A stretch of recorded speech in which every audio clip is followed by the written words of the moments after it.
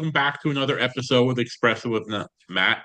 I am thrilled to have Nina Hirota here today to discuss with us a variety of subjects. Nina is a global talent leader, HR leader, and she's part of GSPS, which is Global Synergy Partner Solutions. I'll get a little word twisted there for myself. And really excited for you being here. Nina, welcome. Thank you so much for joining me today. Thank you for having me, Matt. I'm like, really excited today. But our first question we have to get into before we really dive into the future of HR, AI, and where we're going as a workforce. What are you drinking today? What's in the coffee cup or teacup? I knew this was coming, so I'm drinking a latte with just a hint of cinnamon. It's a favorite. Well, there you go. I got my typical double espresso here, ready to roll. I wanted to be really caffeinated for this conversation because I'm very excited about talking with you. Just for everyone out there, talk a little bit about your background, a little bit about your work history, a little bit about where you got to today. It'd be really great to share your wonderful journey with everyone. Sure, and thank you. I define myself as a global HR leader, educator.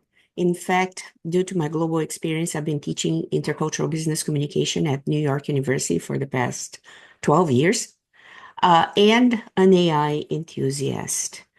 And most recently, after 20 years with Fortune 500 organizations, I decided to co-found GSPS with the conviction that the future of work demands new thinking. But what really brought me here, Matt, has been almost this dual path of the intellectual curiosity of developing a global career in HR, all together with making an impact in people's lives through education. Yeah. I mean, you've shared some of your journey through different nations, different positions, different roles, as we've talked about over time. I love where you've landed there with how do we use technology to enhance our human connection, to enhance that. And there's lots of themes that come up and you'll I think probably much at the end of the year, you know how they have that word of the year, what's the most used word of the year? I'd be surprised if it wasn't AI this year. Um, because everyone's talking about it and there's so many discussions about it and there's so many themes out there. And let's talk about some of those themes right now. The first theme I hear all the time from people is this fear of AI.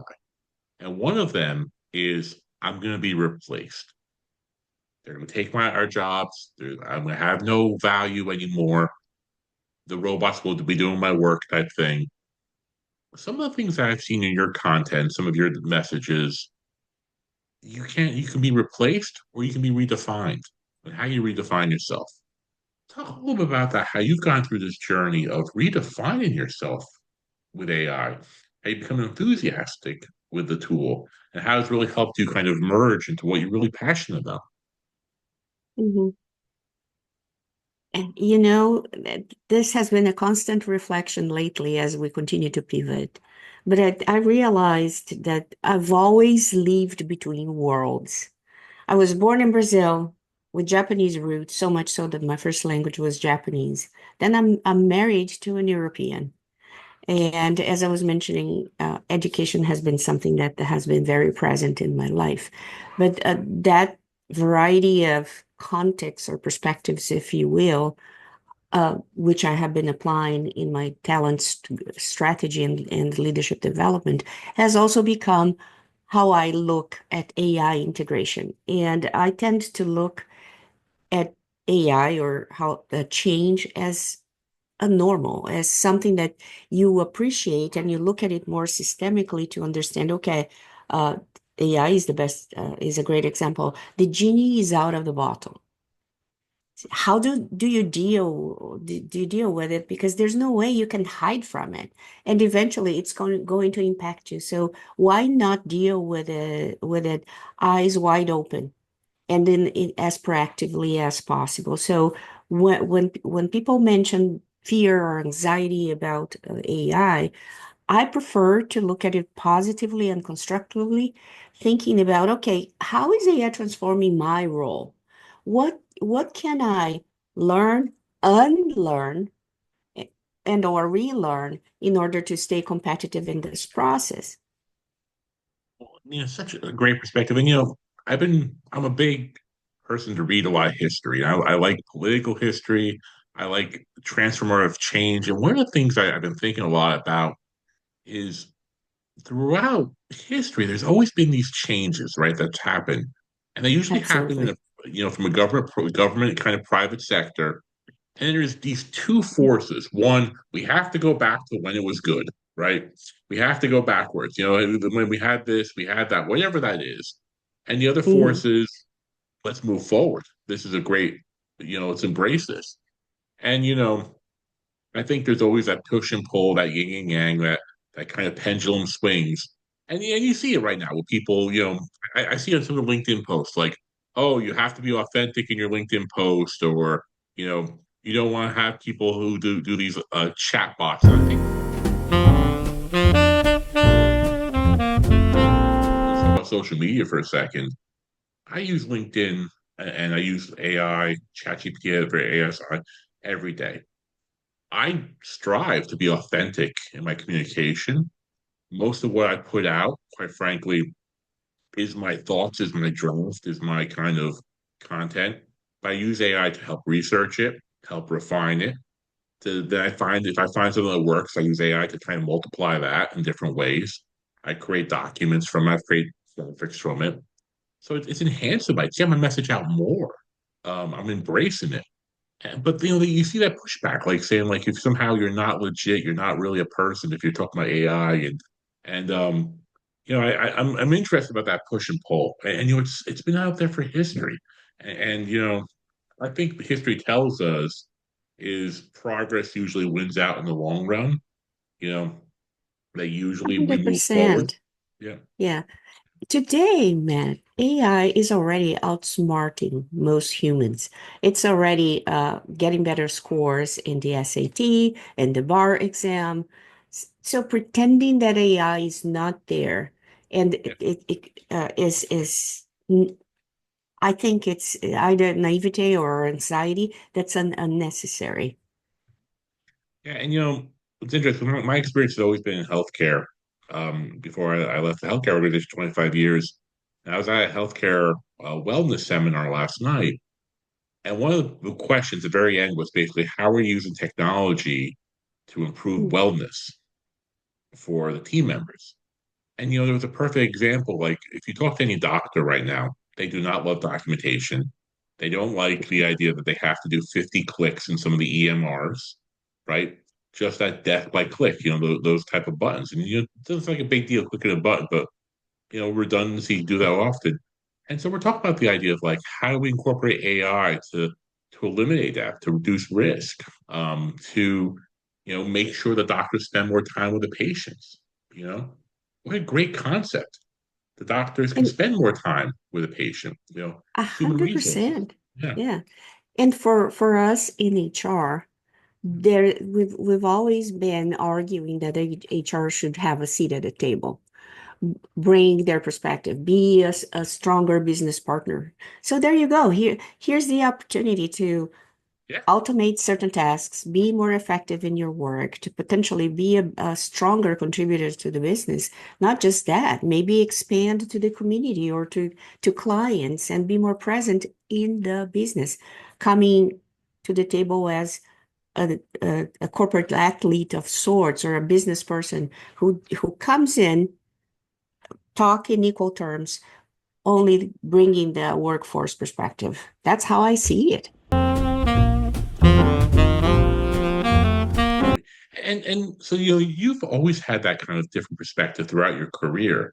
How has AI kind of helped you kind of enhance that now as you're being as a consultant, as a leader, a thought leader in the space right now?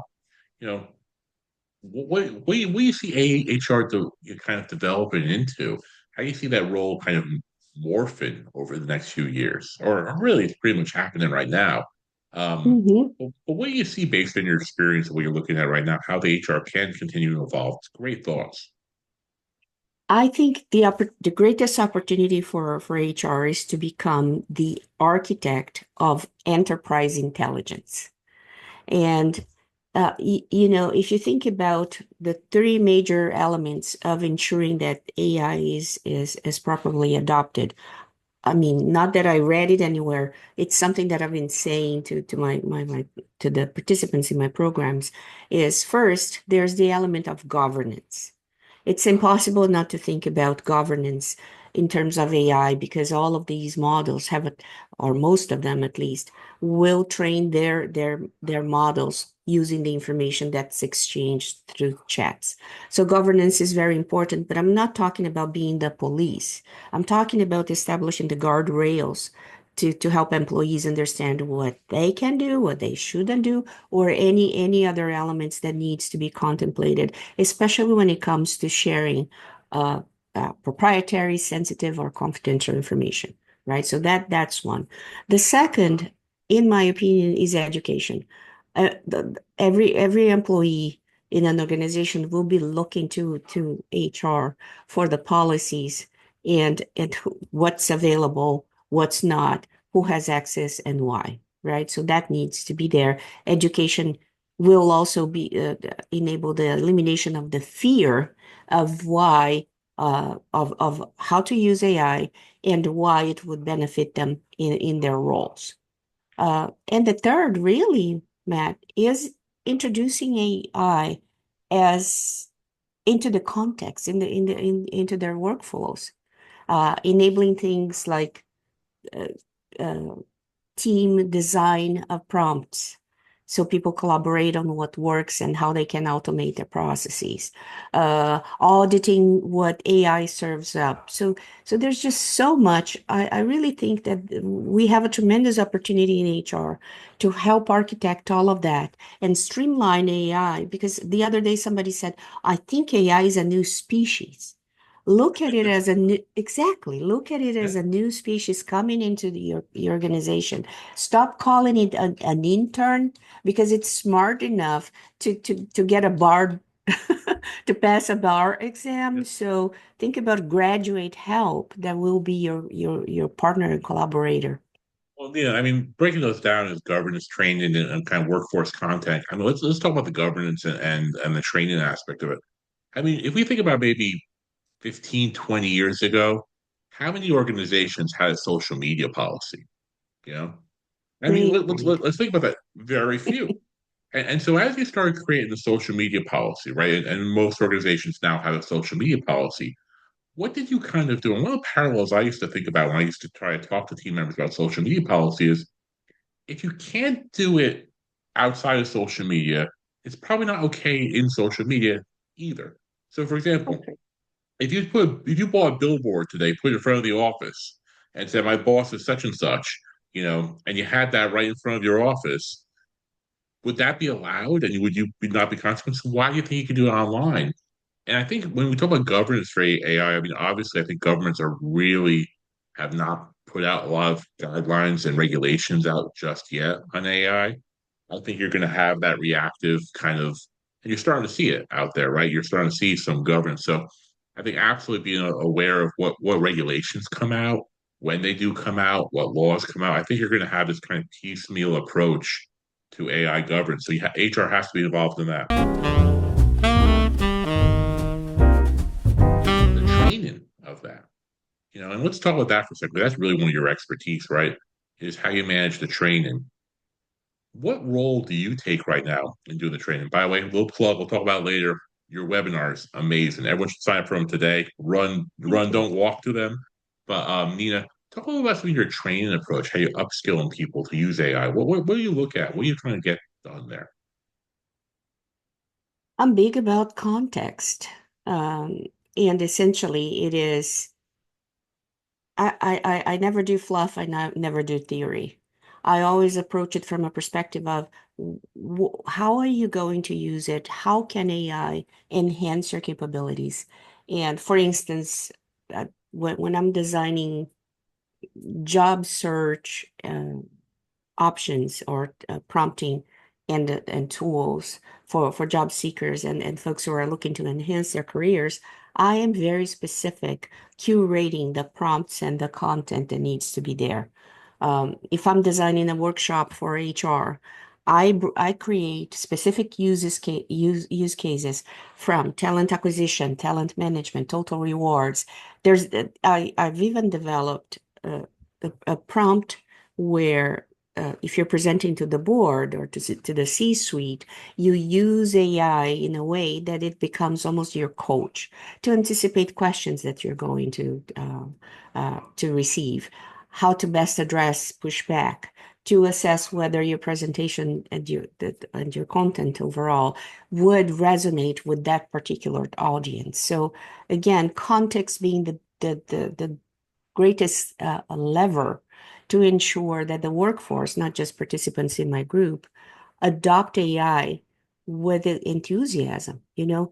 And what I always say is look at it as a tool first, um, uh, at, actually as a toy first, excuse me, play with it a little bit, then embrace it as a tool because now you mastered it and you know what it can do. And finally, look at it as a teammate, one that you can iterate with to enhance your work, just like you're doing with social media. Well, I mean, it's such a great pragmatic way of approaching AI. And one of the things that I think a lot about is I think people are a little intimidated with AI and like they have to understand that, like you said, the theory or the programming. When you learned Microsoft Excel 25 years ago, you didn't really know the program and the code. You just learned the script. You learned how to enter things in. You learned it. You learned the tool. And and so I think that's one of the things I've approached is like I did take some theory classes. I did take some on LinkedIn Learning, a few like AI general things, just to get a kind of general concept.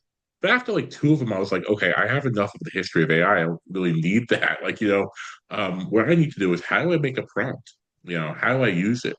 How do I kind of search through my history to find things that work? How do I refine it? And I find just kind of trial and error works, kind of making sure it works there and absolutely checking your work as you go really helps. But Hmm. I found a lot of prompts. I found personally like asking the questions at the beginning, like saying, please, ask any questions to clarify the prompt, which I usually ask it every first time I deliver a prompt, is great because it spits out five or six questions I can clarify. It gets me a better result right off the bat. That's a tip I learned a few months ago. Like just, basically say, hey, if you have any questions, ask them now. And it does. AI does ask like 10 questions and you kind of answer the questions, you get better result. Um, but it's such a great approach, you have there. Pragmatic, understand it, use it, it's there. I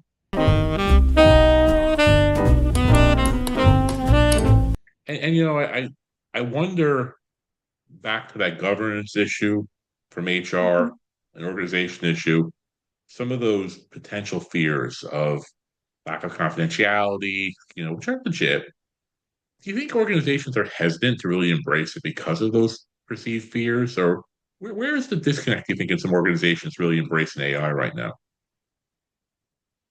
Uh, well, organizations are all over the place, Matt, from completely banning it uh, all the way to free flow, and anybody can use whatever they please, which is a risk. So a big component of the fear or resistance to adoption comes from ethical concerns, from reliability on the information that AI will provide, and then, of course, the sensitivity of the information. And indeed, you need to tread carefully.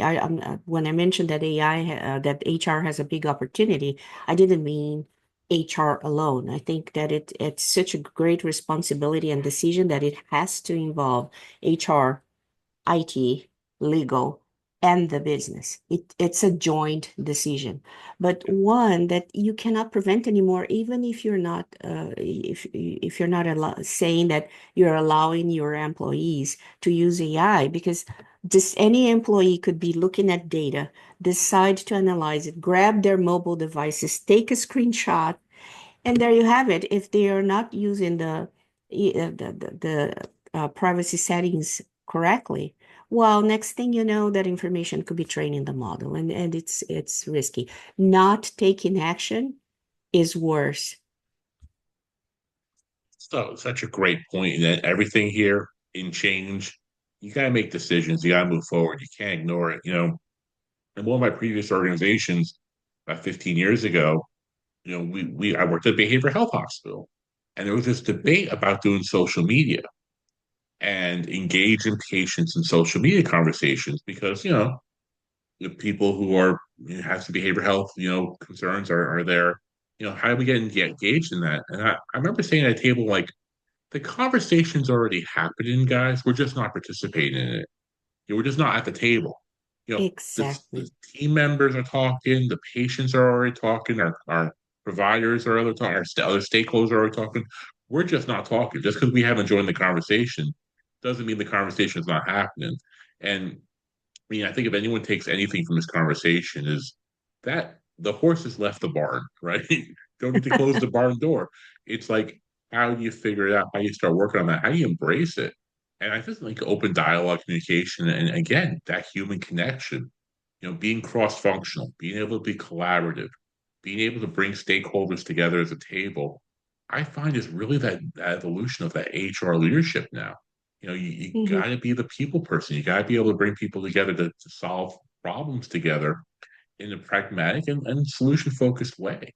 Um, I think organizations right now who are looking at that approach like no AI, we're not embracing it. I don't know how they're going to survive. They put themselves at risk. Absolutely. Yeah, I remember absolutely. this is going to date me, but I remember having conversations in a highly regulated company I work for, where people were saying we shouldn't allow employees to get access to the internet. Yep, Only this small set of sites that we have vetted. Well, guess what? Eventually they realized that they were staying behind. yeah, And it's a matter of competitiveness. it absolutely is. And again, yeah, and I think it's interesting because it's also about maybe changing different ways of engaging and working with people. And I tell this metaphor. I'm talking about date yourself. I'm gonna date myself even worse here. When I went to, I tell this story all the time now because I think it's a great story.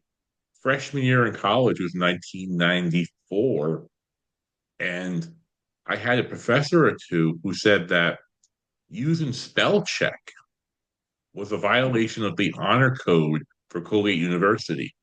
That they didn't believe using spell check was appropriate on papers. Say that today. I mean, how Exactly. it's like if I have a nephew who's 20 years old who's in college right now, 21. He just turned 21, actually. Happy birthday, Alex. We just turned 21, and I talked to him about like how what they're learning in college now, what they're doing, and I like the shift. They're focusing more on group projects, more on presentations, more on different engagements, participation, different ways. Understand that AI is being used in many different ways as a research tool. But again, how you take that research and how you communicate with people and how you empower it's such a great thing. Um, you You, have a you, wealth of resources on your website.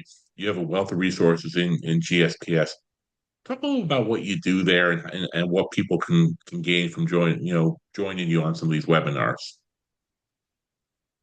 of course. So, I I mentioned earlier that I decided to co-found GSPS because I believe that the future of work demands new thinking. And as I start, especially as I work with organizations and leaders, thinking about their leadership approach, or since we spent some time talking about AI, how AI is changing the world of work, my tendency is really to look at that mix of the 20 some years of experience in talent management with what's ahead, how the world of work is changing, how to ensure that we continue to humanize workplaces in an environment where everything is changing.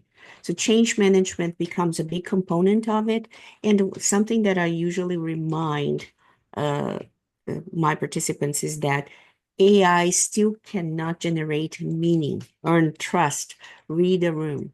So there's the element of interpersonal skills that becomes ever more important as we go. My offerings kind of offer a combination of that. So the practical application of AI or how leadership should adjust, especially in environments where change is accelerating exponentially, by the way, with the notion of humanization being so much more important in this day and age. So if you've used AI a lot or you've never touched it, I would really recommend Nina's webinars. She does a great job of balancing that. You do not have to be an expert to get on there. But if you do have experience, you'll still find a lot of value in that. And wonderful educator, wonderful teacher, and really great resource. Nina, people want to get in Thank touch with you. you, how they find you, where they locate you at. The easiest way is through LinkedIn. I'm active there. I founded the AI for Leadership group. Everybody's welcomed to join and contribute. And to give you a sense of the interest on the topic, it went from zero to nearly 1,200 now in just a few months. Just search for Nina Hirota. Wonderful. We'll put the link in the video, full video there for everyone. You have that there. Okay, well, Nina, we're going to get to our favorite time of the day, which is our espresso round of questions. We have a few quick questions to get to know you a little better. First question I have, what's the best piece of advice you ever got over a cup of coffee? Uh, this was from a mentor who actually followed my career for 30 years. And he would say, do not confuse movement with progress. And I love that because we keep talking about busyness and we're not getting traction. If you're not making an impact, if you're not making progress, well, pay attention to it. What great advice. And I tell you, as a senior leader, I knew when I was really busy, first of all, I was very productive, and they could be very, very different things. And results matter. And so if you're not getting the results just because you're working hard, sometimes look at how you're working. Such a great, great message from a great mentor there. You can sit down with leaders right now and give them a piece of advice over a cup of coffee. What piece of advice are you giving besides, hey, take my webinar because it's great education? What advice are you giving them right now? Uh, I think the best advice I would give leaders would be to lead visibly, uh, especially now through uncertainty. No one has all of the answers. So pay attention to the fact that you don't need to have them. But what your team needs is to see that you're present, you're listening, you're engaged, so they are more confident adapting to the change that's underway. That great advice that's been a theme from all the leaders I've talked to is this idea leadership at a certain point when you get to evolved leadership, it's about being humble, knowing what you know, but also knowing that you have to rely on your team. Wonderful advice for leaders out there. Go back and have a cup of coffee with younger Nina back years ago, and you give her some advice. What advice are you giving yourself? I would tell myself that I would say you don't have to silence imposter syndrome before moving forward. Just don't let it drive you. Well, yeah, I personally have enjoyed every conversation we've had. I found you incredibly authentic, willing to teach other people. Such a leader, amazing leader out there. So I'm glad you've gone through that imposter syndrome because you have a lot of gifts to give the world. Final Yeah. espresso round question. You can have a cup of coffee with anyone, anytime, any place, anywhere. Where and who are you having a cup of coffee with? Yeah, I thought hard about this one, Matt. Uh, so in throughout my career, I've had the honor of meeting two remarkable leaders in particular, not just two, but two in particular that really inspired me. One was Lech Walesa, the Nobel Peace Prize laureate and former president of Poland.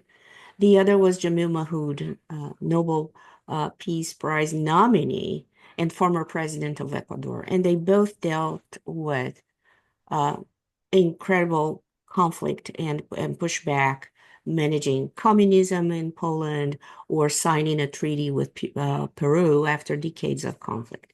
So what I learned from them was in very different ways was what leadership looks like under pressure and what it means to come across in an authentic way. So if I could share a coffee with anyone, anytime, it would be with Nelson Mandela.